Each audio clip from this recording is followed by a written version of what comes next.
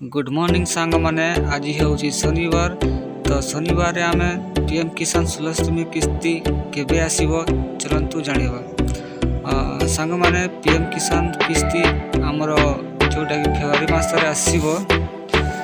हमर 12 तारीख रु 30 तारीख मध्य में पीएम किसान 16वीं किस्ती आसवाक जाउछि।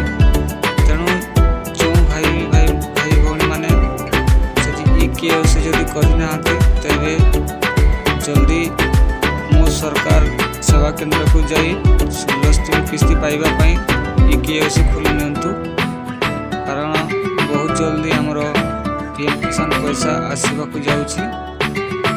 फेब्रुआरी 12 तारीख रु फेब्रुआरी 30 तारीख मध्य आमर पीएम किसान सम्मान निधि 16वीं किस्ती आसीबो। तेणु जे माने ईकेएससी करना जल्दी करी ईकेएससी कर समस्ते पैसा पाइए।